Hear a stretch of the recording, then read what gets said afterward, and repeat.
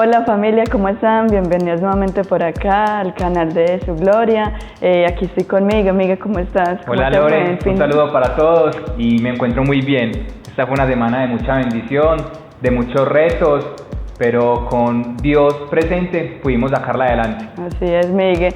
Y justo ayer tuvimos GPA, entonces los invitamos nuevamente. Yo sé que suena un poquito repetitivo a veces, pero queremos que vengan y compartan con nosotros la sensación de pertenecer a un GPA. Ayer no pudimos estar en el GPA, pero nos dateamos. ¿Qué nos contaron, Miguel? Sí, ayer nos dijeron que, bueno, comieron mucho, que es algo que a la gente le encanta de los GPA. Obviamente pues un mensaje maravilloso y queremos contarles también que nos queda un GPA en el año.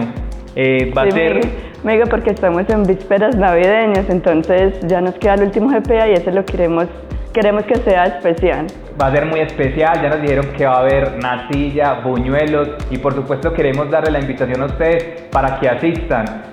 Por favor se comunican con nosotros, nos pueden escribir ahí como, mira, yo vivo en el barrio, no sé, Belén, Manrique, y vamos a estar ubicando el GPA más cercano y nos pondremos en contacto con ustedes para que puedan asistir. Así es, no se lo pierdan, terminen el año con esto, experimentando qué es el ir a un GPA y conocer un poco.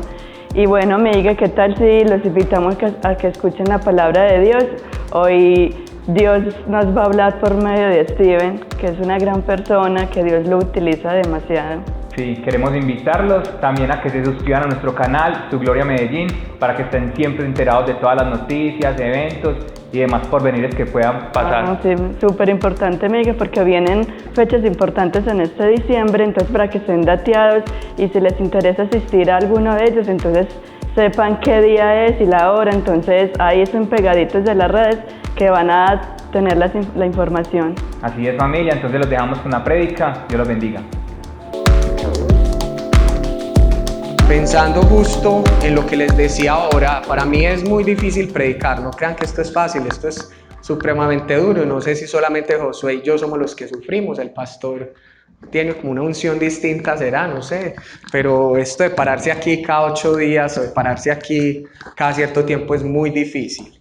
A mí cada vez que me toca montarme en este espacio y ser como ese canal para el mensaje de la palabra de Dios, créanme que me pasa de todo, o sea, es difícil, me dan ganas de decirle al Liceo que no, sacarle alguna excusa, que ni es excusa, mi trabajo es demasiado absorbente, yo soy psicólogo, sí, con esta pinta y todo soy psicólogo, y en medio de eso, siempre que llega el momento de predicar, yo trato de mucho tiempo antes ponerme en palabra en la presencia de Dios y esto es un mensaje que de hace muchos meses Dios viene tocando a mi corazón. Hoy lo quiero compartir con ustedes para ver si descanso. Esto es como dar a luz. Nunca he tenido un hijo y nunca sabré qué es dar a luz. Las mujeres sí saben. Valentina y Nati y por ahí está Daniela nos contarán qué se siente eso. Y las que ya son mamás, parece un asunto supremamente difícil. Las felicito. Pero esto es como si fuera a dar a luz. O sea, esto de cada momento de una predicación. Siento que primero Dios toca con mi corazón de manera muy fuerte y vengo confrontado con un tema, por ahí creo que está el título, Iglesia más allá de la religión, porque venía pensando mucho en esto, venía pensando en que para mí es difícil y creo que inclusive mi manera de vestir refleja un poco la persona que yo soy una persona muy contraria a lo que el statu quo o la sociedad tradicional exige de una persona. Eso implica también mi creencia, mi fe. Yo creo firmemente en Jesús, pero pues yo creo que alguien que se encuentre en la calle conmigo va a pensar todo menos eso. Va a pensar absolutamente todo, me va a robar, me va a atracar, me va a vender manillitas, pero va a creer todo menos que yo creo en Jesús. Y eso también pasa por algo, y es mi pelea con el cristianismo. Por eso quiero hablar hoy de una iglesia más allá del cristianismo, y suena raro, pero yo soy una persona que, como muchos acá quizás, fui formado en un hogar cristiano, en una tradición cristiana, como muchos, como el 90% si incluimos las orientaciones católicas. Todos desde pequeños, gracias Diley, todos desde pequeños siempre en algún momento nos inculcaron la fe. Estamos en un país netamente cristiano, un país donde el 92%, me daté antes de esto, no me lo estoy inventando, estoy investigando, el 92% de sus habitantes tienen una creencia cristiana, lógicamente, primordialmente una orientación católica y otro tanto una orientación de otras fees, digámoslo así, protestantes o de otro cristianismo alternativo. Pues yo formado en una iglesia cristiana, no sé cómo ha sido la experiencia de muchos, la mía no fue la mejor. Allá también fui predicador, aquí donde me ponía corbata, cargaba Biblia, de esas grandes, con letra gigante, de estudio, me ponía esas zapatillas y parecía testigo de Jehová, no sé. Pero bueno, en medio de todo ese proceso yo digo que mi experiencia no fue la mejor porque en un momento dije, no quiero más esto en mi vida. Estaba cansado y hastiado del cristianismo, no de Cristo, no de Jesús.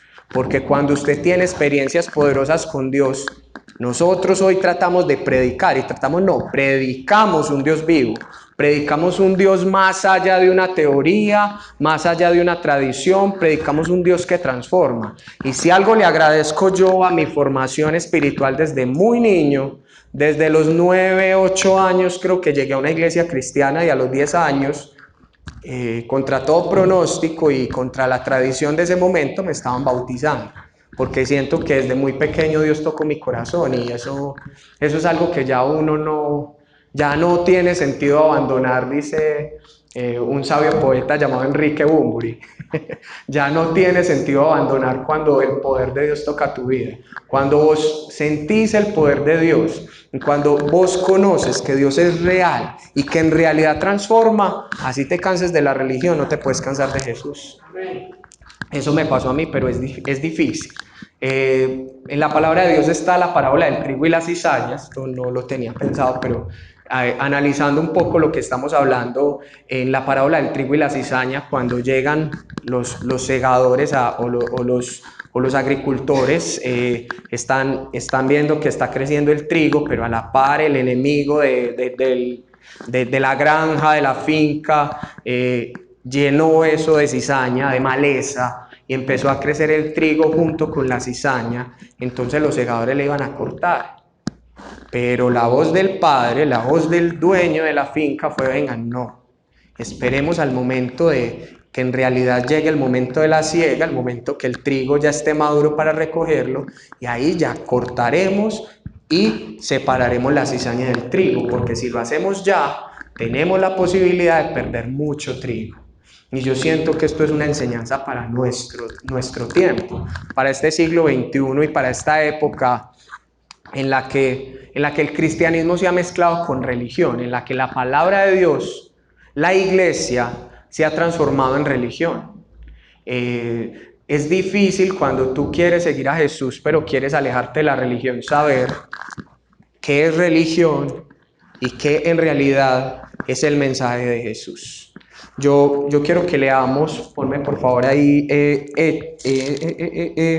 Hechos 11:26. Hechos 11:26 dice lo siguiente: y se congregaron allí todo un año con la iglesia y enseñaron a mucha gente, y a los discípulos se les llamó cristianos por primera vez en Antioquía. Esto es bien interesante, porque resulta que antes de este momento no se había utilizado ese nombre de cristianos, ese apodo. En realidad la palabra Cristo o cristiano se considera un epónimo. Eso en la lingüística quiere decir, un epónimo es un nombre significante que da nombre a un pueblo o a una ideología. Ejemplo, yo qué sé, pienso en psicología freudiano, los seguidores del pensamiento de Freud. Marx, el marxismo, los marxistas, los seguidores del pensamiento de Marx. Eso pasó en ese momento. Los cristianos hasta ese momento simplemente eran los discípulos. Los cristianos en ese momento, estamos hablando de iglesia primitiva, año 30, años 60, años 70 después de Cristo más o menos, se les consideraba seguidores de Jesús, así se les llamaba, los discípulos, y simplemente hasta ese momento eran una facción del judaísmo. No se diferenciaba el cristianismo del judaísmo. Para el resto de los pueblos, para el imperio romano, que era el reinante en esa época, eran los judíos, y eso es una secta del judaísmo.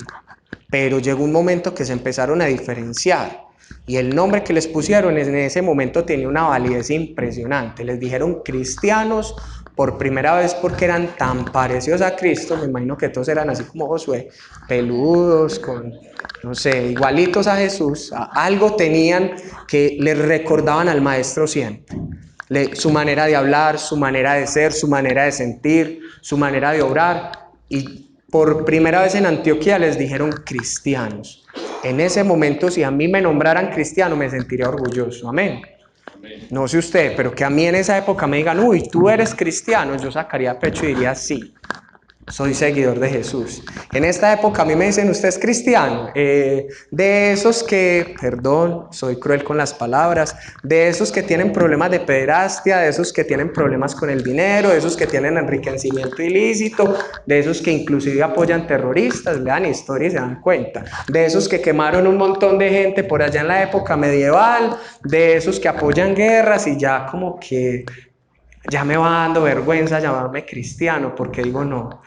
Yo no soy de esos cristianos.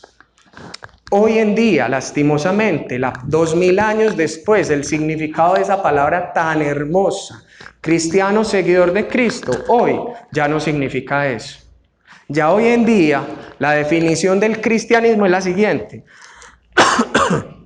En la teoría y en la práctica, se define como una religión abrahámica, monoteísta, basada, y esto es lo que más me llama la atención, basada, y solo en muchas ocasiones eso, basada con algunas pequeñas bases de la enseñanza de Jesús, y otro montón de bases tradicionales, culturales, filosóficas y teológicas que en su gran mayoría ya distan mucho del mensaje original de Cristo. Y cuando yo miro el cristianismo del siglo XXI, a mí me da vergüenza llamarme cristiano. No porque sea seguidor de Cristo. Vuelvo e insisto, estoy tratando de separar el trigo de la cizaña y sé que es un camino difícil y hay que hilar muy fino allí. Pero cuando yo miro, y no estoy hablando de una secta del cristianismo o una orientación cristiana en específico, estoy hablando del cristianismo en general. Cuando miramos el cristianismo, yo voy analizando lo que implica ser cristiano en este mundo, en el siglo XXI, y yo veo todo menos a Jesús. Veo todo menos a Jesús. Hay algo importante, el cristianismo hoy en día, y estos datos me parece, como dice el meme, son datos y hay que darlos, el cristianismo hoy en día es la religión más grande del mundo, la más grande del mundo con 2.400 millones de seguidores en todo el mundo, con una predominancia lógicamente de la Iglesia Católica de 1.370 millones de seguidores y unos 660 millones de cristianos protestantes en el mundo y otros millones ahí de otras denominaciones. Es una gran cantidad de gente. Pastor, yo creo que si la gran comisión era predicarle el evangelio a toda criatura, pues ya empaque y vámonos, ¿para qué más iglesias? ¿Para qué tener una comunidad alternativa? Ya en los 5 continentes conocen de Jesús, pero yo siento que en algún punto nos equivocamos, porque si vemos todo América, Norteamérica, Suramérica, Latinoamérica, mayoritariamente, en una mayoría impresionante, es una región cristiana. Si nos vamos a Europa, Europa tiene una tradición también cristiana en su gran mayoría. Si miramos Asia cercana a Rusia, que cubre parte de Europa y Asia, iglesia ortodoxa, cristianos. Si miramos el sur de África, la gran mayoría de los países del sur de África, que son un montón, son cristianos. Si miramos parte de los países de Asia y Oceanía, sobre todo Australia, los países más occidentalizados, son cristianos. Hay una gran minoría en el Oriente Medio, lógicamente, en la península arábica, en el norte de África y obviamente en los países como China, en ese Oriente lejano, China, India, Japón y otros, pues hay una gran minoría, pero yo estoy seguro que esa profecía o ese gran mandamiento de predicar el evangelio a toda criatura, que todo mundo conozca la buena noticia de Jesús, en el papel eso ya está. Todo mundo, a no ser, a excepción de pequeñas tribus muy alejadas de la civilización, muy escondidas en la selva o en los desiertos del mundo, que tengan cero contacto con la civilización actual. Yo creo que a excepción de unas muy pequeñas minorías, todo el mundo conoce a Jesús. Entonces yo sigo preguntándome, ¿para qué una iglesia más? ¿Para qué una comunidad cristiana más en Medellín? ¿Para qué una comunidad cristiana más si ya estamos llenos de iglesias? ¿Para qué otro espacio más? ¿Para qué otro lugar más? Y siento yo que es justamente porque hay un asunto de reevangelización en el mundo que hay que hacer. Ya todo el mundo conoce a Jesús, pero mi pregunta es, ¿conocen al verdadero Jesús? ¿Conocen al Jesús de la Biblia? Yo siento que hasta el momento la imagen que tiene el mundo de Jesús es un Jesús desfigurado. Es un Jesús, me perdonan la expresión, pero es un Jesús por allá mezclado con un montón de otras cosas. Un Jesús con imágenes filosóficas, religiosas, con tradiciones. Y al día de hoy, si esa gran comisión se hubiera cumplido, entonces este mundo tendría que ser diferente. En este mundo no tendría que haber tanta injusticia, porque yo creo, aunque seamos 8.000 millones de habitantes, yo creo que 2.400 millones de personas, eso es un ejército gigante, haciendo una gran diferencia. Si en realidad viviéramos a Jesús como es, este mundo tendría que ser distinto. 92% de los colombianos declaran creer en Dios. Y cuando usted les pregunta en cuál Dios creen, todos te van a decir en Jesús. El 92% sean de orientación católica o de alguna otra orientación. Es lo primero que yo quiero que tengamos en cuenta. Yo no estoy aquí diciendo que nosotros predicamos la verdad y lo que la Biblia enseña y los otros están equivocados y solo nosotros tenemos la verdad, porque no es así. Yo estoy totalmente seguro, como Elías en algún momento cuando se acercó a esa montaña y se sintió solo, rodeado de Baal y rodeado de idolatría. Yo estoy seguro que así como Elías, cuando el Señor le dijo a Elías, Elías, es que usted no está solo, hay 7.000 fieles, yo tengo un remanente de 7.000 fieles que no han doblado rodillas a Baal, dentro de todo lo que se pueda llamar cristianismo religioso, hay un montón de personas, independiente de la manera que vean el cristianismo, hay un montón de personas que hoy son fieles seguidores de Cristo. Amén. Pero sí siento que la gran realidad es que si este país que es conocido como el país del Sagrado Corazón de Jesús, no sé si sabía que así se llamaba, el país del Sagrado Corazón, el Sagrado Corazón de Jesús, debería entonces ser un espacio de armonía, de paz, y yo no sé de qué Colombia estoy hablando ahí, donde haya igualdad, donde no hubiera tanta injusticia, pero lo paradójico es que el país del Sagrado Corazón, que en nuestro himno nacional cantamos, comprenden las palabras del que murió en la cruz, algo que me parece hermoso. En la realidad y en la práctica somos un país de violaciones, de abusos, de guerras, de violencia, de maltrato, de corrupción, de robos. Entonces algo está pasando, iglesia. Y perdónenme, no voy a hablar de política porque me aterra usar estos espacios para eso, pero sí tengo que hablar de realidades sociales. Cuando miramos la realidad social, entonces si este país es tan bonito, casi todos los políticos cuando se montan buscan alguna iglesia, alguna organización religiosa, llámense cristianas o católicas, y todos hablan de Dios muy bonito, por lo menos el 80%, y todos se montan allá y son los peores asesinos que tenemos o los peores ladrones que tenemos, y me perdonan, pero es la gran realidad. Hoy todos se montaron en alcaldías y gobernaciones prometiendo 1000 cosas, vaya usted a ver, por Dios. La sociedad sigue igual, esto sigue cada vez peor y ellos siguen robando lo mismo. Y hasta ya coloquialmente decimos, no, pero es que en Medellín roban, pero también hacen. Y ya validamos el robo. Esa es la gran realidad social que hoy tenemos. Entonces yo me pregunto, esos son los que dicen creer en Dios. Entonces, ¿qué está pasando? Yo siento que esa gran comisión se hizo al revés. Perdón, Jesús no se equivocó, Él no se ha equivocado. Yo creo que los equivocados hemos sido nosotros con el mensaje, porque en vez de montar una iglesia, montamos una religión y tenemos la religión más numerosa del mundo, mas no tenemos un evangelio y seguidores convencidos del mensaje real de Jesús. Eso hace falta en el mundo. Y yo creo que con las redes sociales usted ya se ha dado cuenta cómo puede hacer usted si usted quiere que una noticia no se conozca. Inclusive por ahí los políticos pagan cuentas, eso nos sale cada rato en las noticias, que pagan y le pagan a hackers y a gente muy tesa para que creen cuentas de Twitter y entonces monten tendencia a noticias falsas.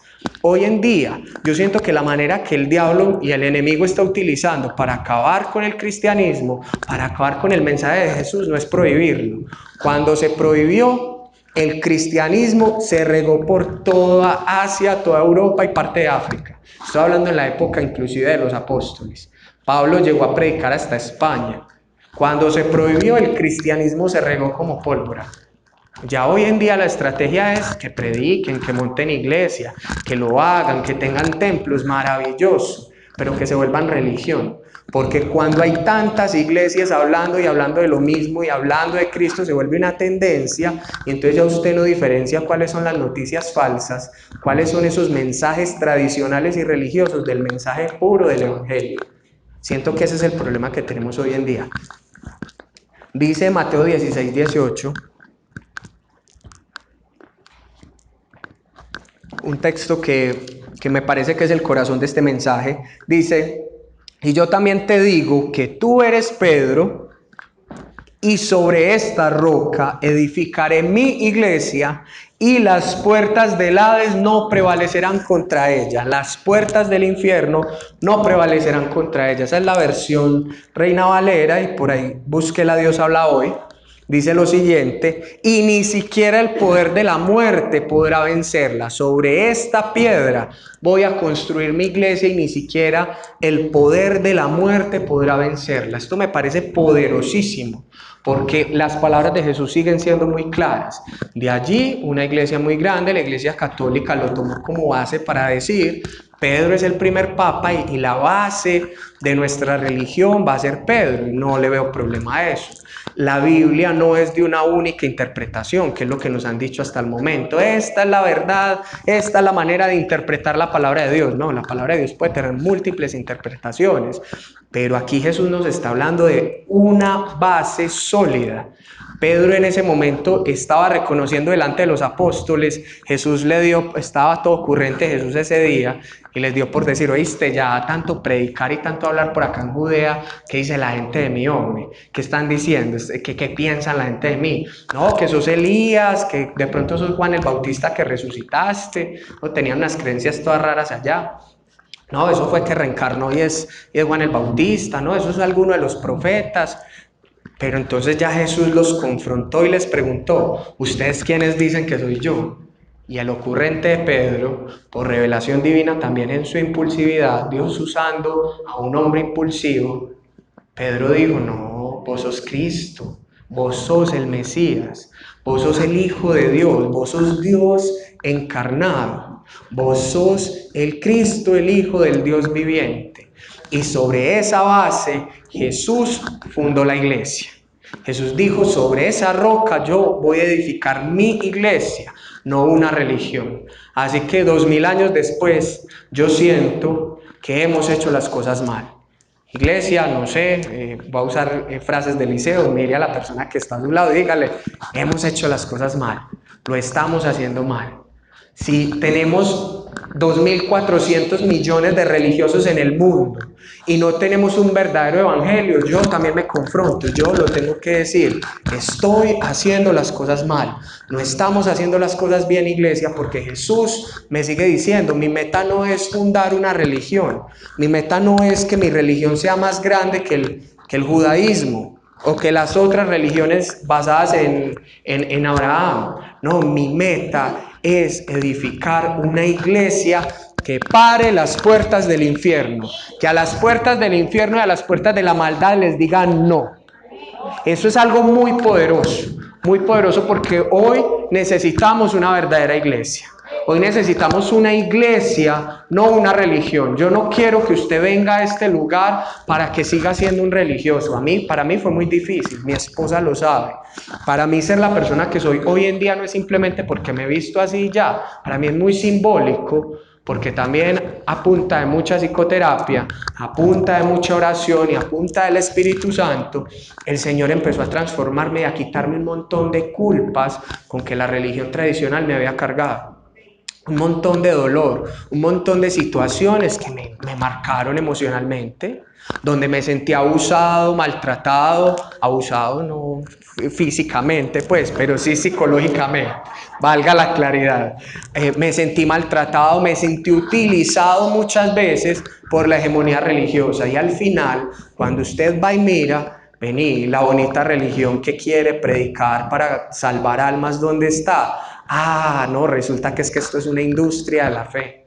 Resulta que es que hoy el cristianismo se volvió un signo de dólar. Le pusimos signo de dólar para salvar a Jesús. Eso era una canción de punk de México muy interesante. Le pusimos signo de dólar a Jesús para salvar. Resulta que ya hoy tenemos un mercado religioso. Los cristianos consumen literatura religiosa propia de los cristianos. Vaya pensando en dólares, vaya pensando en plata, a ver si no es rentable el negocio. Ah, bueno, necesitamos música. Hombre, tenemos excelentes músicos, acabamos de cantar y tenemos unos músicos maravillosos, y a nivel internacional ni se diga, músicos de nivel Grammy. Montemos la industria musical cristiana.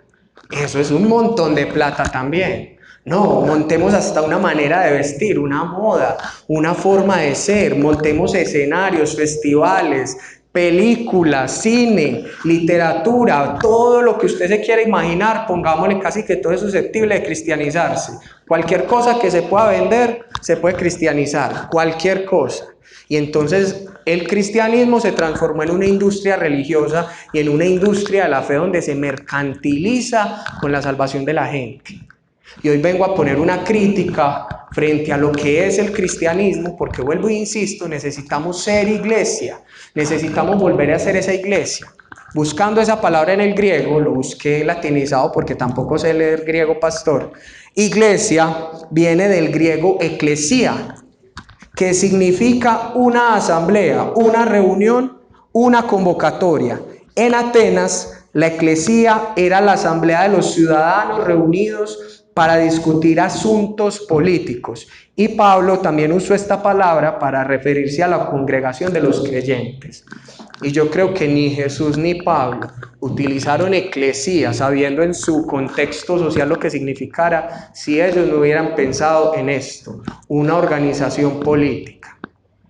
Y no me estoy refiriendo a que nos vamos a lanzar a la presidencia, ser uno en el tarjetón, no sé qué, voten por mí. No me estoy refiriendo a politiquería. La palabra política tiene que ver con las decisiones que se toman en ciudad. La palabra política habla de transformaciones sociales. Si queremos dejar de ser religión, necesitamos dejar de juzgar a la gente que no piensa como nosotros.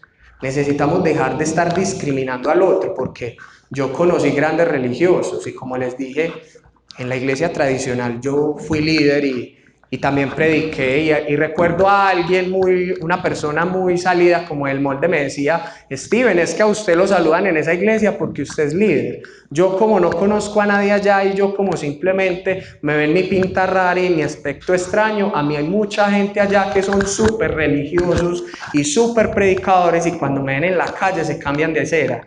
Yo no te puedo creer, fulanito, perencejito, no te lo puedo creer.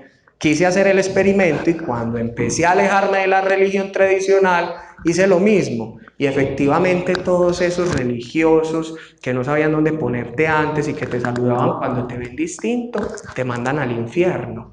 Te vas a condenar. Esos que tienen el amor de Dios, sos un pecador y te vas a condenar porque estás haciendo las cosas mal y eso no es de Dios, y ya el diablo te cauterizó el pensamiento impío. Eso es el amor de Dios hoy en día. Cuando yo veo eso, en realidad yo me encuentro que si hoy queremos transformar este mundo, iglesia, necesitamos ser una iglesia que transforme la sociedad. Esa originalmente es la definición en el Nuevo Testamento de la palabra iglesia. Una reunión de personas que se reúnen a llenarse del poder de Dios, a llenarse del Espíritu Santo para transformar una sociedad que se está muriendo. Una sociedad que necesita el poder de Dios. Necesitamos llenarnos de la presencia de Dios. Amén. ¿Cuánto lo creen? Necesitamos hoy levantarnos y ser una iglesia diferente, ser una iglesia transformada. Me encuentro con el texto de Lucas 14:16, una parábola que siento que aplica mucho para lo de nosotros. Jesús está hablando del reino de Dios y dice lo siguiente: un hombre hizo una gran cena y convidó a muchos, y a la hora de la cena envió a su siervo a decir a los convidados: vengan, que ya todo está preparado. Y todos a una comenzaron a excusarse. El primero dijo: he comprado una hacienda y necesito ir a verla, te ruego que me disculpes. Otro: he comprado 5 yuntas de bueyes, voy a probarlos, te ruego que me excuses. Y otro dijo: acabo de casarme y por lo tanto no puedo ir. Vuelto el siervo, hizo saber estas cosas a su señor. Entonces, enojado el padre de familia, dijo a su siervo: ve pronto por las plazas, las calles de la ciudad y trae acá a los pobres, a los mancos, a los cojos y los ciegos. Y dijo el siervo: Señor, se ha hecho como mandaste y aún hay lugar. Dijo entonces el Señor al siervo: ve por los caminos, por los vallados y fuérzalos a entrar, para que se llene mi casa. Me parece maravilloso este texto porque muchos de nosotros, en muchas ocasiones, como lo decía, hemos sido maltratados por esta hegemonía religiosa. Muchos de nosotros quizás hoy estamos aquí porque no quisimos vivir más eso. Y yo siento, y lo digo en el nombre de Jesús, que hoy estamos los que espiritualmente quizás estamos heridos, maltratados, con problemas. Decía el texto: ciegos, mancos, cojos. Para una canción de Shakira, pero no, ¿cierto? Esos hombres y mujeres que han vivido todo eso, esos hombres y mujeres son los que Jesús está llamando a la iglesia. Cristo, cuando lo juzgaban porque se sentaba con las prostitutas, con los borrachos y con los alcohólicos de su tiempo, Cristo dijo: el Hijo del Hombre vino a buscar y a salvar lo que se había perdido. Menos mal somos los imperfectos, menos mal somos los pecadores, menos mal somos hombres y mujeres que hoy tenemos necesidad. Porque por eso en una de sus bienaventuranzas decía: bienaventurados los que tienen hambre, porque ellos serán saciados. Si hoy usted tiene hambre de Dios, hoy yo lo invito a que se llene del poder de Jesús. Voy a leer un texto que me encontré justamente que hace una crítica a lo que viene pasando en las iglesias. Al parecer es malo sentir dolor cuando se han recibido golpes por parte de la iglesia y sus institucionalidades, y sus reglas, y sus representantes, y sus marcos de creencia de acción. Al parecer uno no puede estar resentido cuando ha vivido realidades de abuso, de diferentes clases de abuso de parte de líderes y pastores que debieron representar el amor y la buena noticia, pero terminaron siendo arquetipos de opresión y maltrato. Y sí, quizás yo no fui abusado físico, sexualmente, pero conocemos muchas historias de personas que dentro de una religión, dentro de una iglesia intentando buscar la fe, lastimosamente fueron maltratados económica, física o hasta sexualmente por muchos de esos líderes religiosos. No me estoy inventando nada, lea las noticias.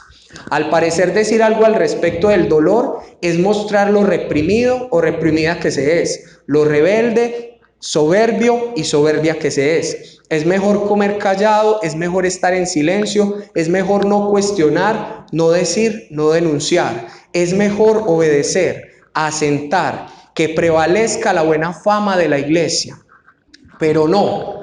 Jesús es un referente de denuncia frente a la injusticia, incluso cuando la injusticia brotaba de la religión de su cultura, incluso cuando la injusticia partía de discursos de rechazos tejidos por los representantes de la religión. Pero no, el evangelio es también la buena noticia de que Dios no está privatizado, no está limitado al templo o a las interpretaciones de quienes sí saben.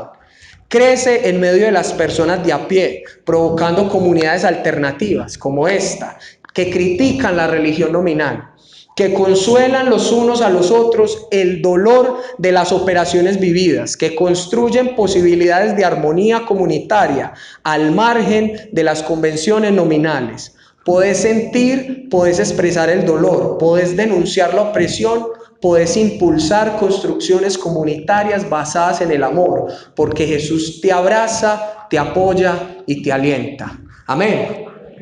Creo firmemente en esto, iglesia. Hoy nosotros nos tenemos que transformar en un hospital.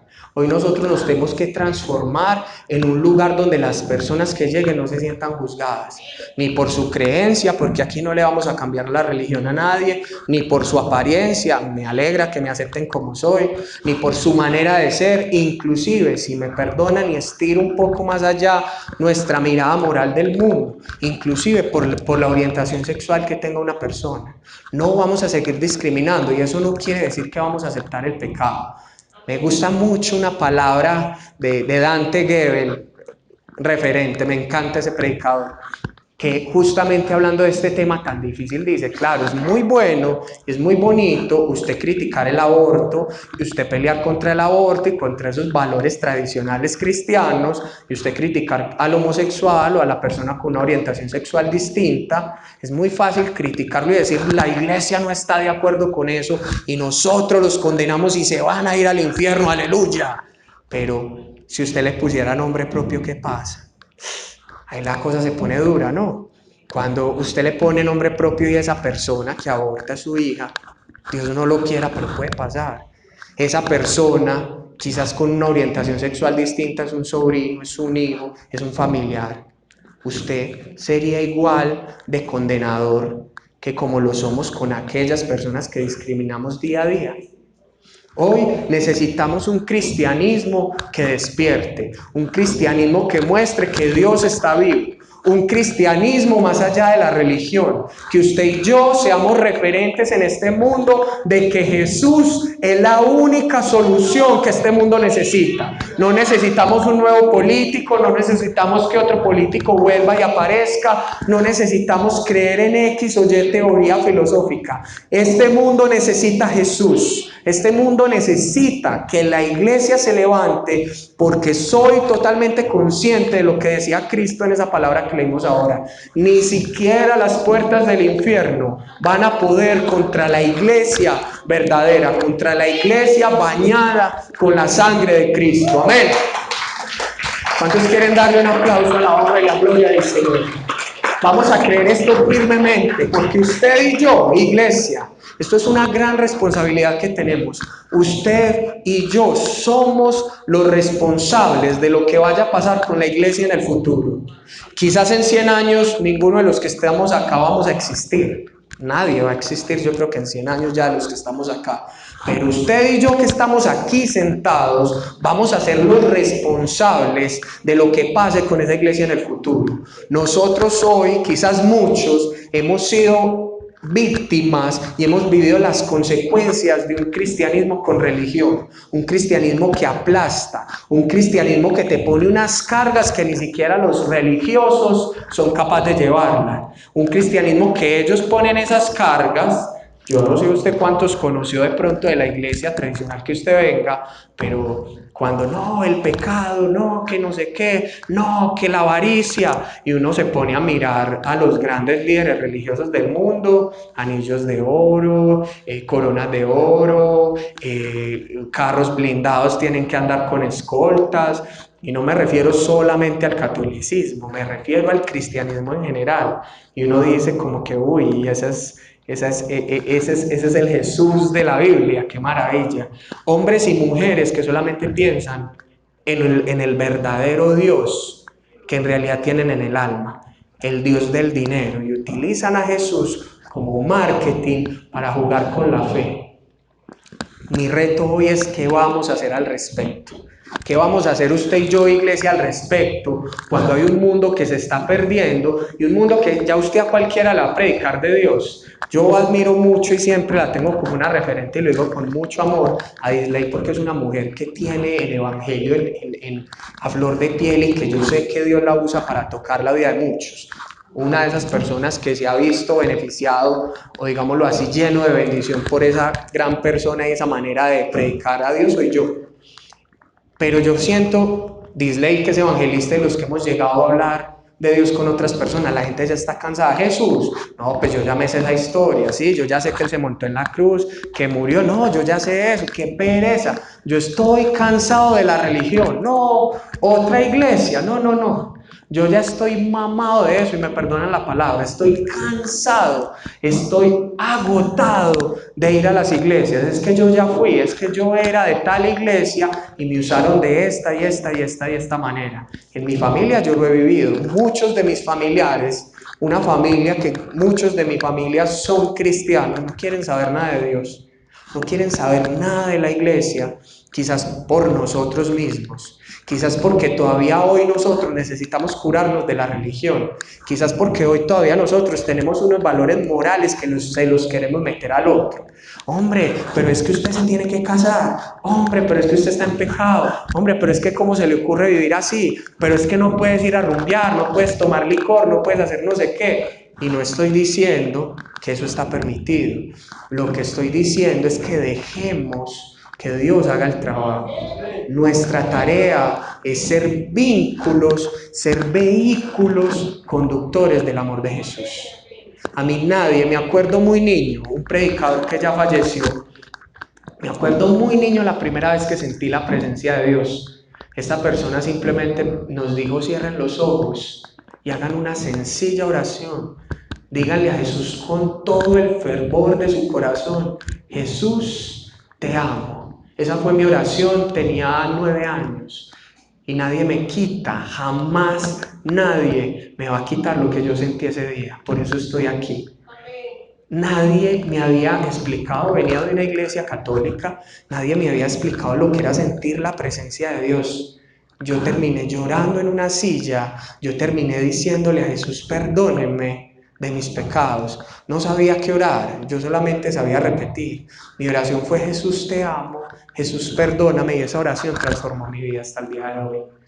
Necesitamos simplemente que las personas conozcan a un verdadero Jesús. No juzguemos a las personas, no juzguemos al que está sentado a su lado, que se equivocó, que tuvo un problema, hombre, que tuvo una discusión, que tuvo una dificultad con su pareja, que yo qué sé, erró en X o Y situación. No se le olvide que usted también es pecador y que el Maestro sigue escribiendo en la tierra, sigue escribiendo. Cuando nosotros vamos con nuestras piedras religiosas a pisotear al otro, a la mujer adúltera, Jesús sigue escribiendo, como ignorando tanto juicio y diciendo: no se le olvide que usted también es pecador.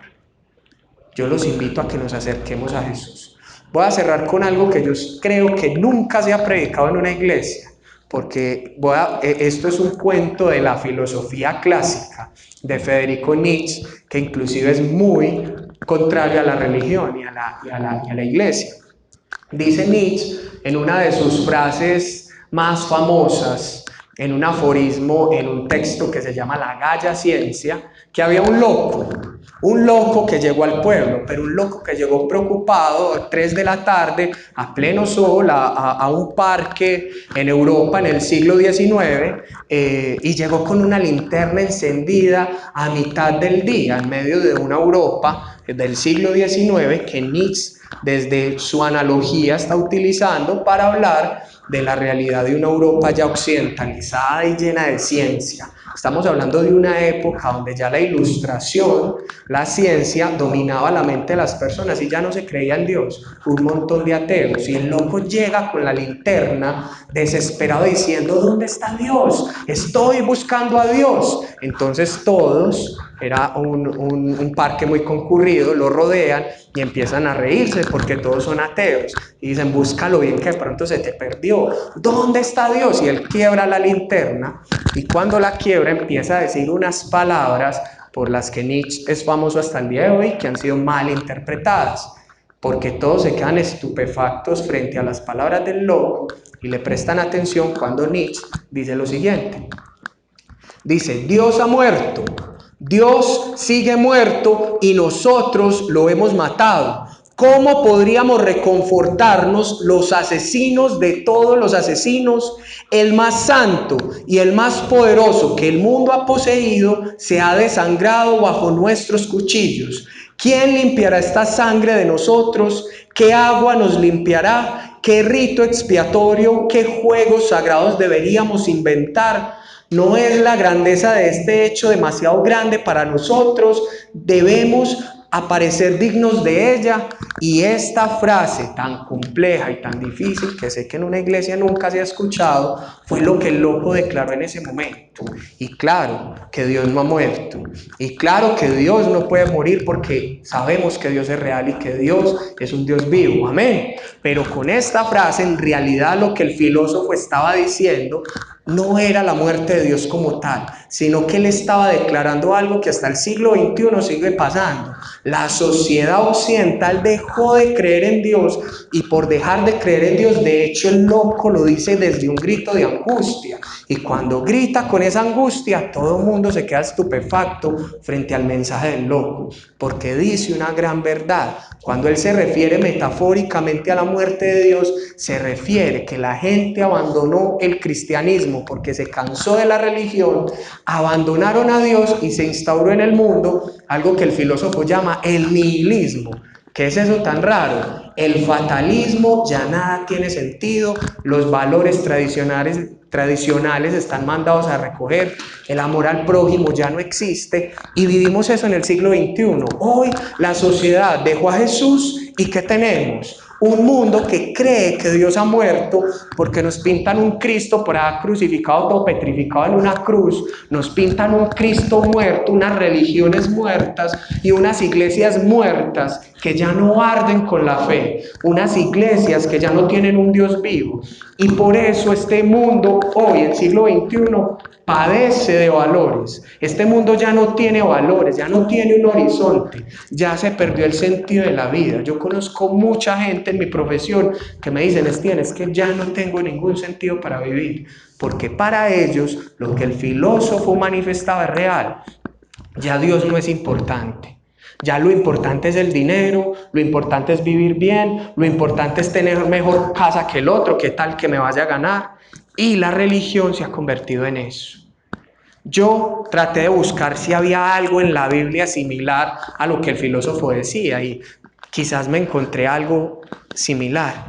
Y es un texto en Lucas, donde Jesús hace una pregunta muy fatalista, que yo creo que es para nuestra época. Jesús dice: pero cuando venga el Hijo del Hombre, ¿será que va a hallar fe en la tierra?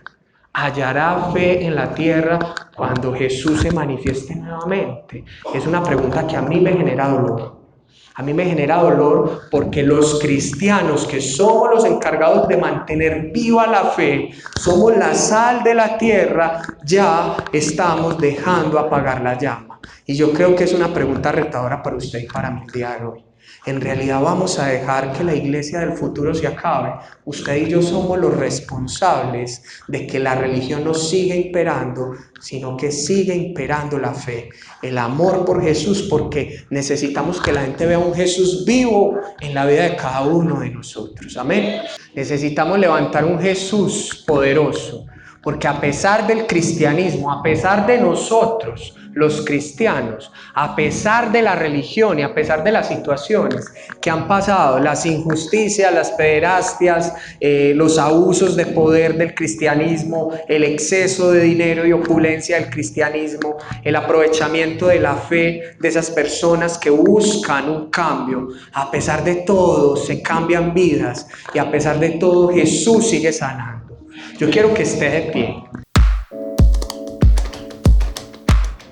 Y bueno, familia, qué gran mensaje acabamos de ver. Lore, no sé tú, pero yo me llevo grandes enseñanzas para mi casa. Creo que es muy importante ver este tema, no tanto por el lado de la religión, sino que creo que cada persona debe vivir y experimentar a Jesús, empezando por nuestras casas, que es como a las personas que tenemos más cerca, ser un ejemplo para ellos. Y creo pues que Jesús nos dejó una gran responsabilidad a nosotros, que es dar ese mensaje, ir y predicar, que nuestra vida pueda ser un testimonio, y como te digo, no vivirlo tanto por ese lado de la religión, sino que sea como un modo de vida y que realmente cambiemos desde adentro hacia afuera. Bueno, y como les dije al principio, Estienne es una persona que Dios utiliza mucho, y ese pensamiento de que no seamos de una iglesia cuadriculada, sino que seamos en realidad testimonios. Nosotros somos testimonios para que ustedes, los que nos están viendo allá en estas pantallitas, vengan acá a la iglesia y escuchen de la palabra de Dios. Entonces, gran testimonio, gran palabra. Y bueno, agradecidos con la vida de Steven y más que pertenece y lo tenemos acá en nuestra iglesia. Y así en esta familia queremos invitarlos a todos ustedes a que vengan, puedan compartir con nosotros. Para nosotros es muy gratificante cuando vemos una persona nueva. Realmente esto es una familia donde todos nos complementamos, todos nos ayudamos, nos escuchamos. Por eso queremos invitarlos para que estén con nosotros y puedan... Miguel, y un datico ahí importante para las personas nuevas. Las personas nuevas vienen acá y se llevan un regalito, una sorpresita que alimenta su estómago. Entonces, vengan, no se pierdan de eso y disfruten. Así es. Y bueno, queremos desearle a todas las personas una feliz semana. Dios los bendiga. Que sea una semana muy exitosa, muy bendecida, donde puedan encontrar mucha paz y mucho gozo. Sí, Miguel, entonces síganos, escríbanos y qué bueno que en nuestro último GPA del año podamos tenerlo a usted ahí. Qué bueno conocerlo, entonces escríbanos. Sí, queremos saber todo sobre ustedes, que nos acompañen en el último GPA, que comamos juntos y bueno, Miguel, somos una gran familia para todas las familias.